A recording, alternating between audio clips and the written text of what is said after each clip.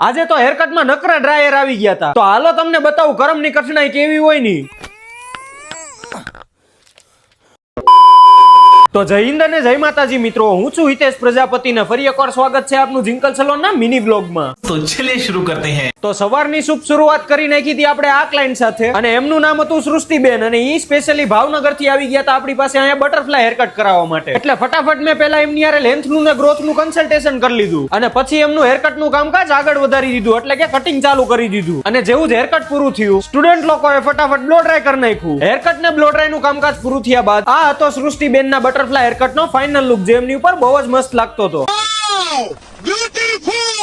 તમને કેવું લાગ્યું હારવાર કોમેન્ટમાં કહી દેજો મને. ત્યારબાદ આ ક્લાયન્ટ નું નામ હતું રોશનીબેન ને, એ આવી ગયા હતા સ્પેશિયલી ત્રંબાથી અહીંયા હેરકટ કરાવવા માટે. અને હેરકટમાં એમની ડિમાન્ડ ખાલી એટલી જ હતી કે હિતેશભાઈ તમે ગમે હેરકટ કરી દો પણ પોનીમાં આવવા જોઈએ. પછી આપણે કરી દીધું ઓકે, અને હેરકટમાં આપણે એમને કરી દઈશું સ્ટેપ વિથ લેયર્સ. અને આ હતું એમના સ્ટેપ વિથ લેયર્સ નું ફાઇનલ લુક, જેનું ક્રેડિટ આપણા જિંકલબેન મસાલિયા ખાઈ ગયા.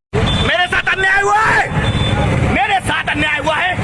ત્યારબાદ આ ક્લાયન્ટ નું નામ હતું ભૂમિબેન ને, ઈ સ્પેશિયલી વાંડળિયાથી આવી ગયા હતા અહીંયા હેરકટ કરાવવા માટે. એટલે ફટાફટ કન્સલ્ટેશન કરીને આપણે એમના હેરકટ નું કામકાજ આગળ વધારી દીધું. કટિંગ નું કામકાજ તો હું આગળ વધારતો જ તો, પણ આપણો હિરેનભાઈ આજ જોઈને બહુ રાજી થતા હતા, કારણ કે આ ક્લાયન્ટ ના હેર હતા નહીં બહુ જાજા ડ્રાય હતા, અને આજ લગભગ બધા હેર ડ્રાય જ આવ્યા છે મારા હાથમાં. પછી તો માંડ હેરકટ પૂરું કરી નાખ્યું, અને આ હતો એમના હેરકટ નો ફાઇનલ લુક. બ્લો ડ્રાય માંડ થયું, આમ કોમ હલવાઈ જતો દાખો.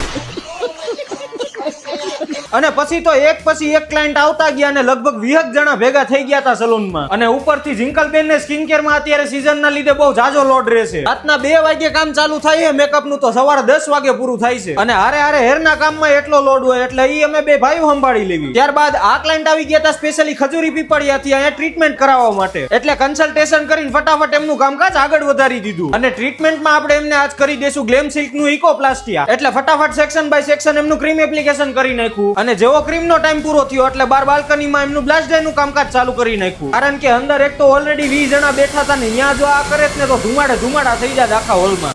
વાત તો સહી હે. તો મિત્રો 4 કલાકની મહેનત કર્યા બાદ ને ટોટલ ક્રીમની પ્રોસેસ પૂરી કર્યા બાદ આ હતું એ ટ્રીટમેન્ટ નો ફાઇનલ લુક. સ્ટ્રેટ લુક ની સાથે સાથે એમના હેરમાં શાઇન પણ એવી આવી ગઈ હતી. પછી તો બે ભાઈઓ એક નાનકડો અમથો બ્રેક લઈ લીધો અને ચા હારવાર થોડી ગમતી ચર્ચા કરી લીધી. ત્યારબાદ મિત્રો આ હતી આજની છેલ્લી અપોઇન્ટમેન્ટ ને આ ક્લાયન્ટ હતા બાબરાનાથ, તેને એમને કરવાનું હતું ફેસ ફ્રેમિંગ. એટલે હિરેને ફટાફટ એમનું હેરકટ ચાલુ કરી નાખ્યું, અને આ હતો એમના હેરકટ નો ફાઇનલ લુક, જે એમની ઉપર બહુ જ મસ્ત લાગતો હતો. તો ફાઇનલી મિત્રો આજનો દિવસ બી થઈ ગયો છે પૂરો. કાલે ફરી મળીએ નવા બ્લોગ સાથે, નવી મોજ મસ્તી સાથે. ત્યાં સુધી આ વિડીયોને લાઈક કરો, ફોલો કરો ને શેર કરો, ને હા મારી YouTube ચેનલને સબસ્ક્રાઇબ કરવાનું ન ભૂલતા હો. Thank you so much.